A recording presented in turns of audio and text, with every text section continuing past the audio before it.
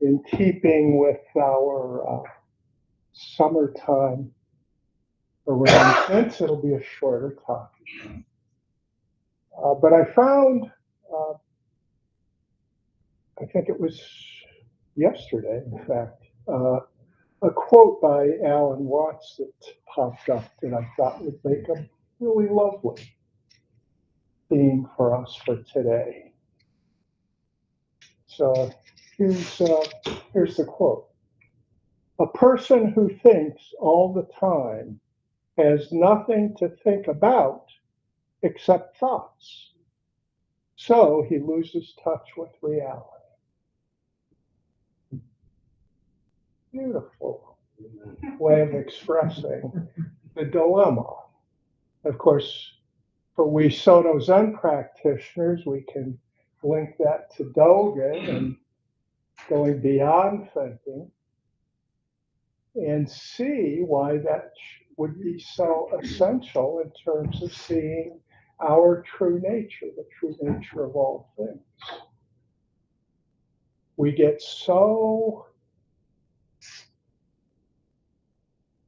enmeshed in our world of thoughts that we're just kind of, it's like getting lost in a forest and we can never find our way out. So we spend a lifetime there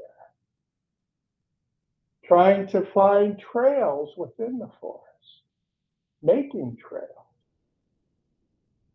But yet we kind of lose sight of the vast forest that's all around us.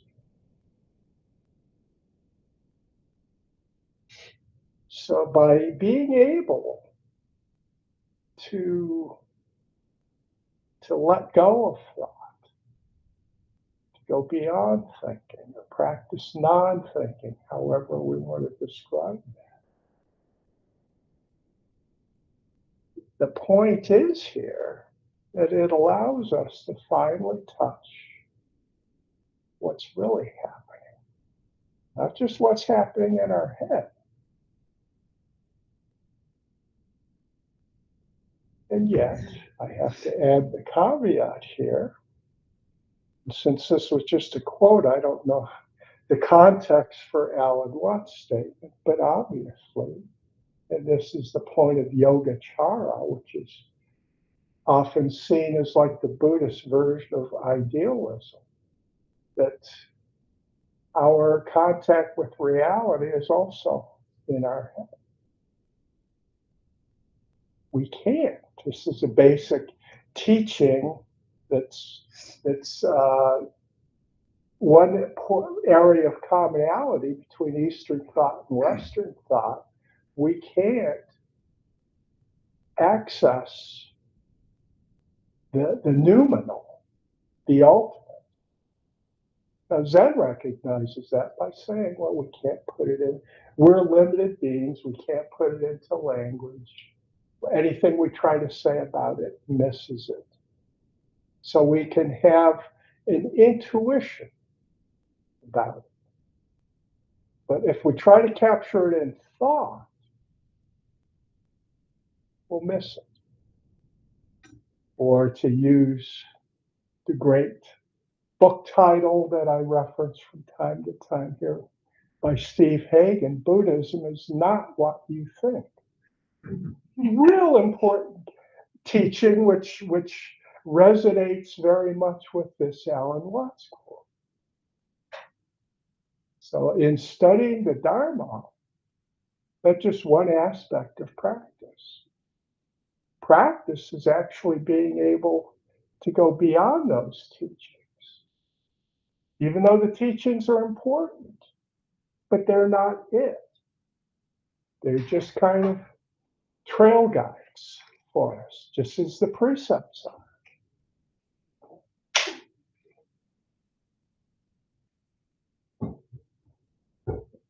They're important.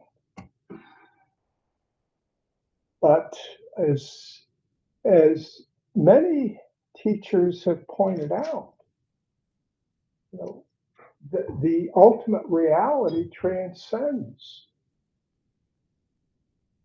both sutras any formal teachings, and even the precepts.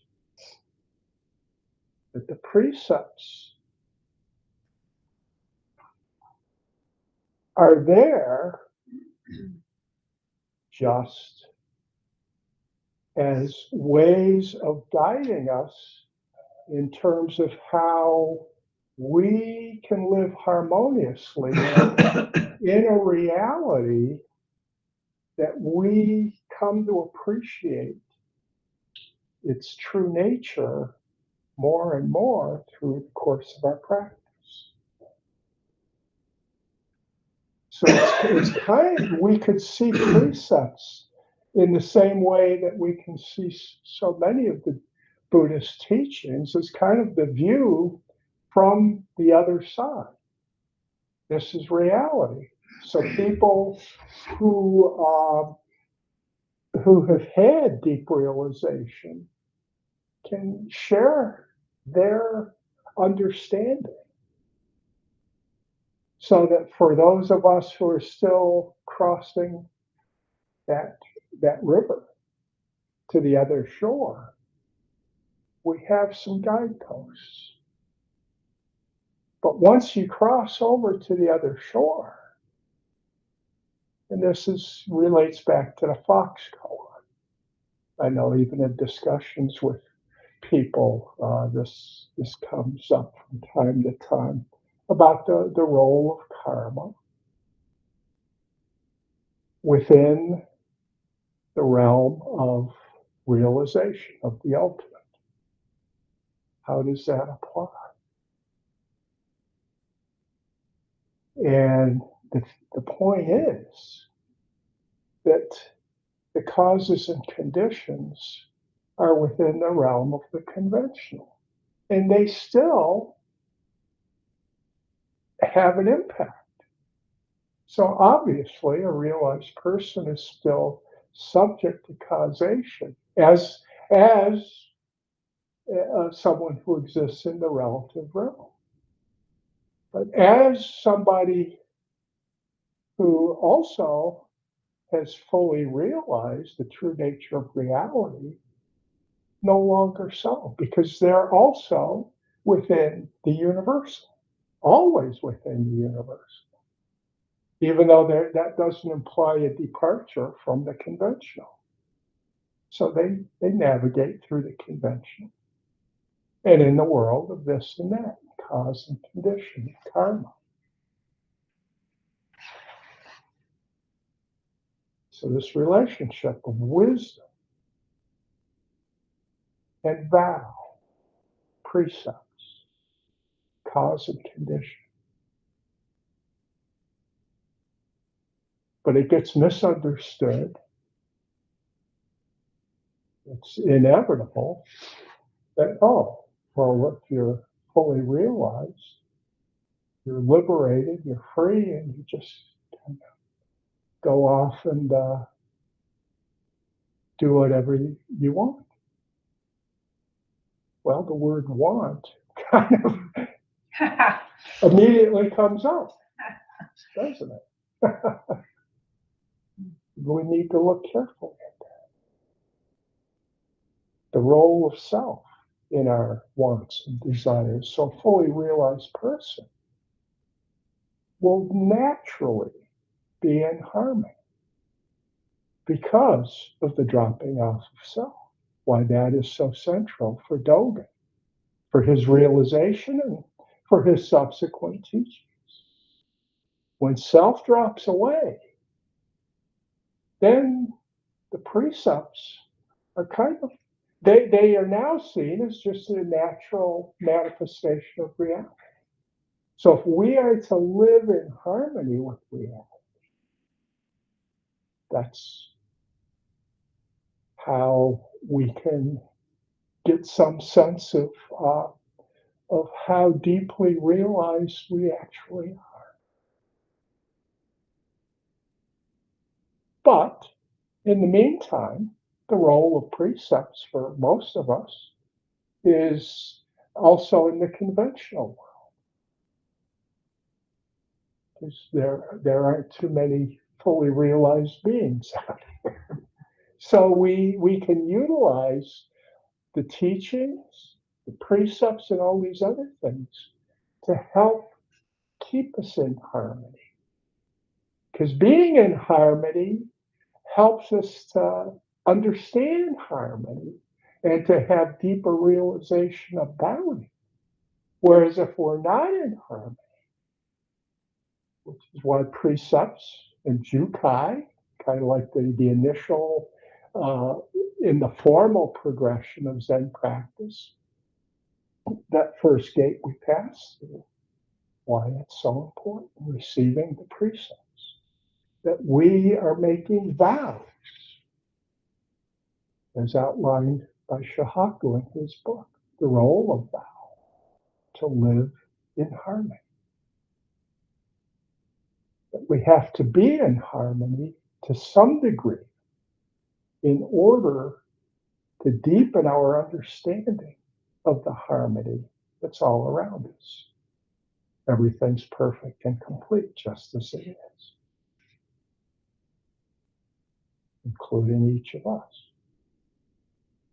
We could never see that unless we are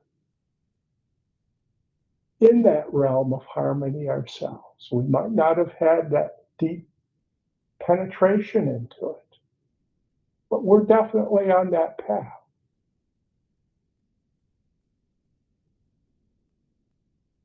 Hence the vital role of teachings, of precepts and vows, in order to not lose touch with reality.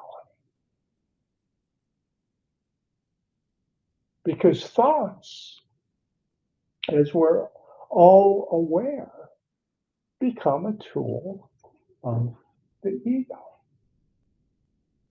Even spiritual religious thoughts can feed the ego.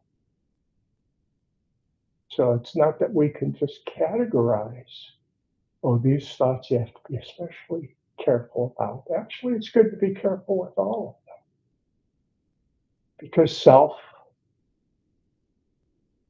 arises and uses them in very powerful ways.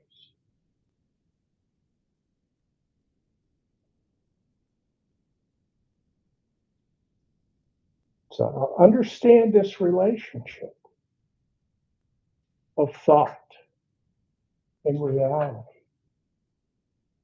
Another way of coming at it is to see that, yes, we do have thoughts. And like everything else, thoughts are part of harmonious existence. Can be. But they can also, like everything else, not be. And also to recognize that thoughts, and this is really important, that thoughts aren't the whole sum total of reality. This is where we really go astray. Whether it's in science or in philosophy or any area that's dealing with thoughts. There's this attempt to universalize it, and thought is limited. It's one aspect of reality.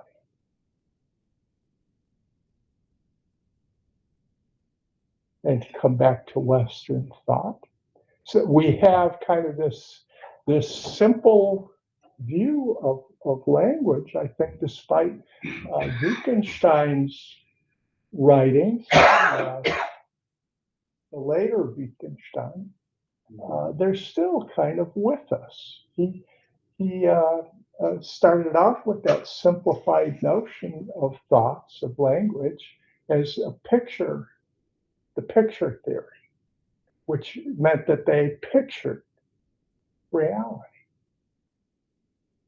Of course, how the hell is that possible?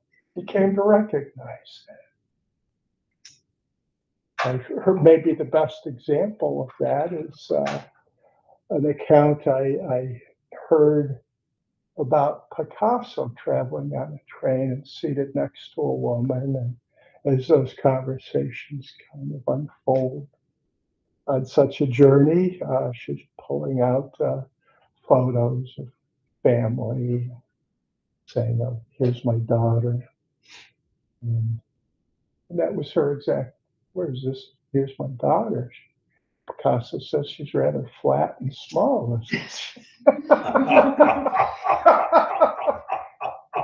Deep teaching there about the ability of thoughts, of words, of pictures to capture reality.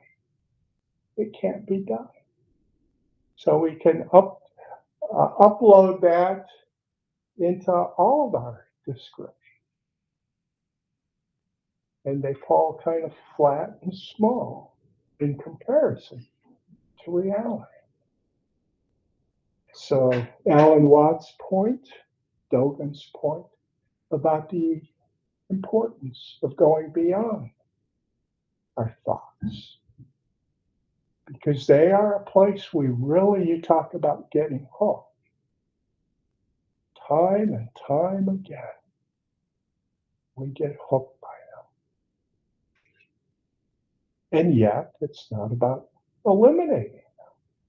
We have to learn to live harmoniously with them, because they are beautiful things. I've said this before. Taigen would say, that there was a school of Zen that did teach the elimination of thoughts, the lobotomy school of Zen, but it didn't have a very long existence because we don't function too well without our thoughts. But we also don't function so well when we're just totally immersed in them.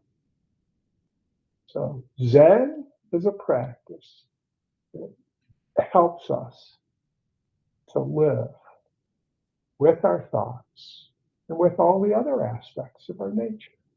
We're just singling out thoughts today. But we could say the same thing about all of our other aspects. They're what makes us unique, who we are. So we should enjoy them, relish them. But find the path that allows you to appreciate them, enjoy them harmoniously, in harmony with all other beings. Because if wisdom teaches us that we're all one, this vast web, then it just stands to reason that we better learn how to live in harmony with others. Because if we don't, we're just harming ourselves along with everybody else. That's called nihilism. Nothing has any value. There's no meaning. So Zen's been described as transcending meaning, and I think that's accurate, because meaning isn't something separate that we can attach to. Then it becomes a thought. But meaning is just naturally kind of addressed. I'm tempted to say it's addressed by reality when it flows freely. We have that sense, intuition of meaning. But it's not because it fits some ideal. It just is. Just this is it. Just this is the meaning.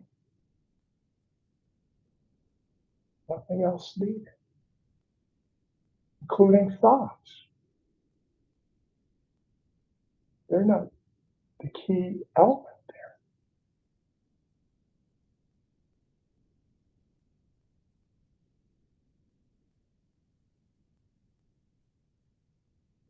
So that's what I'm going to talk about this morning. I'll bow out. We have plenty of time for your thoughts, Jeff. one of the last things you mentioned was meaning, and I started thinking about that. So does any meaning have anything to it other than what we personally bring to it, which is all learned things, all the things we've learned in our lifetime, and we call that meaning. Yeah. So there's kind of a natural integration, I think, that takes place when we are integrating and seeing things harmoniously. So again, we keep coming back to harmonious. Meaning, I think, is kind of a natural outflowing of that basic structure of reality, of its interdependence, of its oneness. So it's actually just another way of describing the entirety, which is why any way we might talk about the meaning misses it. The meaning is simply in terms of how it all comes together as one. That's the meaning. And anything else you try to say, you go. It's basically like, what is the meaning of Zen? It's everything contains it. That koan. So that's our practice, is to see how everything is the meaning of my being and of all beings. Everything. What's the meaning of Zen? Cypress tree in the garden, dried shit stick, whatever. All those are koans. So is it always relative, or is it ever ultimate? It's always both.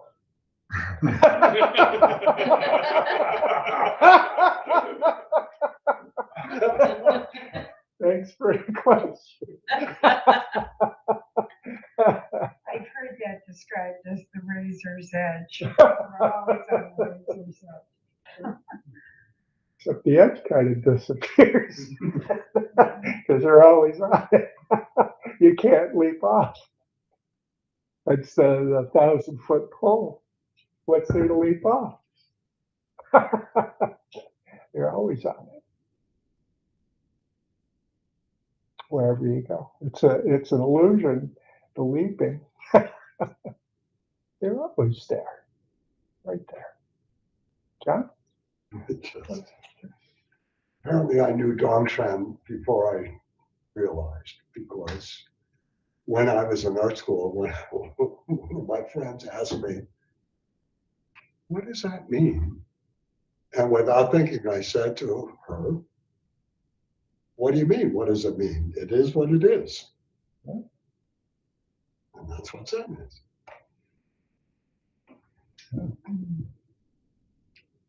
Yeah. Good example of the dharma in everyday life.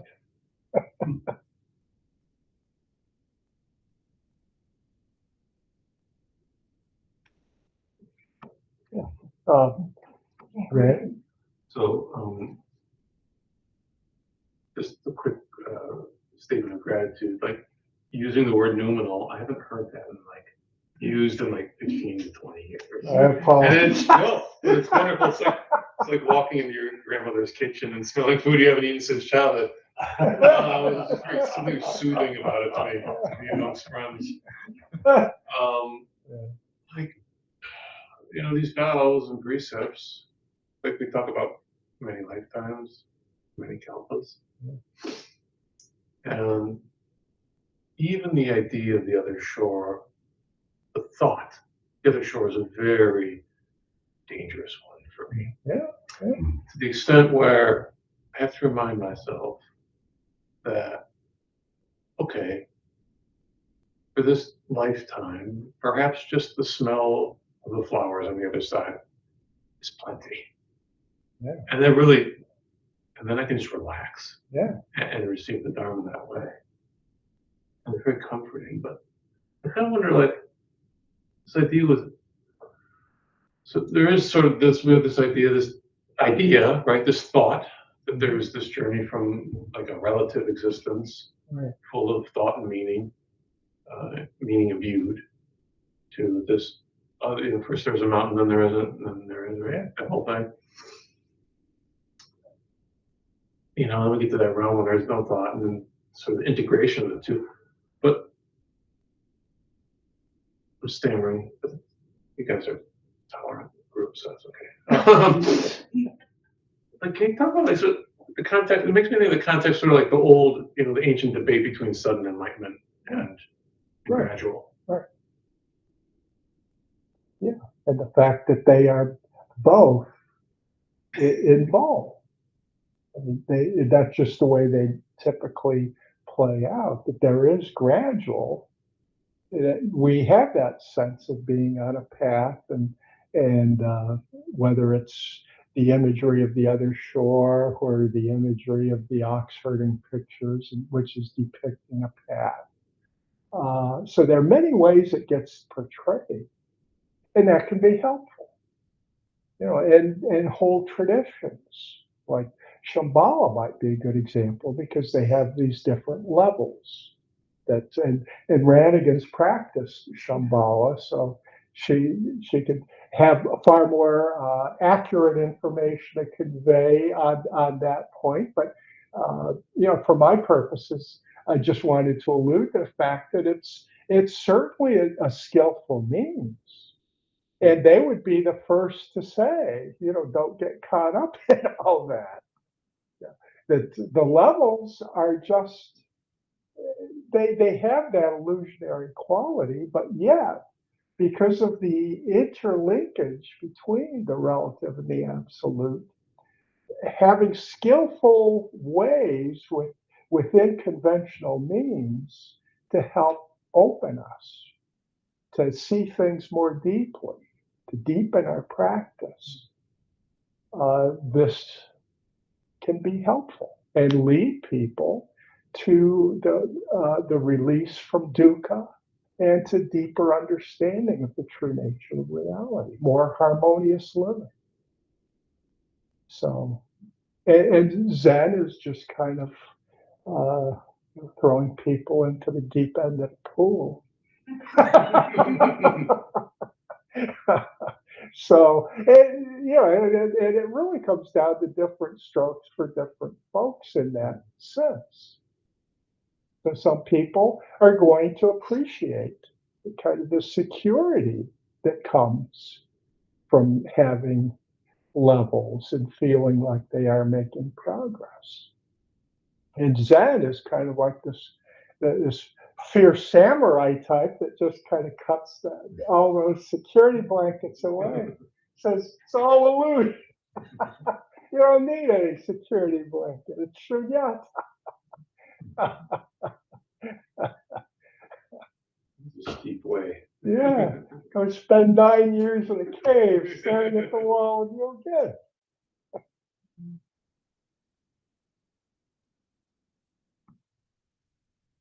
Right?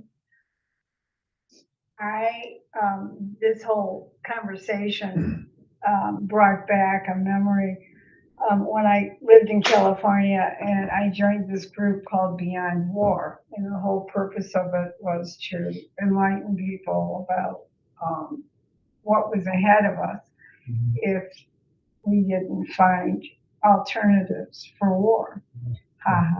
But anyway, in the midst of it all, this group decided that within the group, no one should ever get angry again. So I'm like, Good luck with that. we had this weekend retreat, and I'm sitting there with, I don't know, 30 or 40 people, and I said, you can't get rid of anger. I mean, really, it's there. You can let it go, but you can't say don't get angry again. No one in the entire room would agree with me. Yeah. So Oh, I left. did that piss you off? No, they're all in anger management now. And they it died took of heart them a attacks, long yeah. time, but I think they eventually eliminated that commandment. And Good. it's kind of fun. Yeah, I mean, that's why nonviolent communication is a way of being able to deal with Yeah. things that cause anger to arise. Then you don't need to go to war over it, figuratively or literally, but you can find more harmonious ways of dealing with what does come up, rather than saying, "Oh, we don't need nonviolent communication. Just stop being angry, and everything will be okay." Sure, right? Maybe we'll evolve to that state sometime.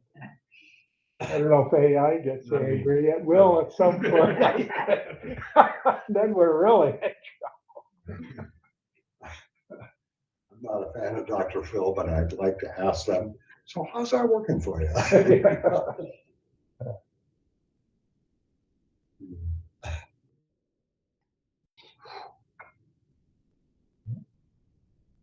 We're all good?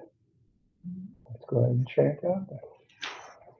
May our intention equally penetrate every being and place with the true merit of Buddha's way. Needs are numberless, I vow to save them. Delusions are inexhaustible, I vow to end them. Dharma gates are boundless, I vow to enter them. Buddha's way is unsurpassable, I vow to become it.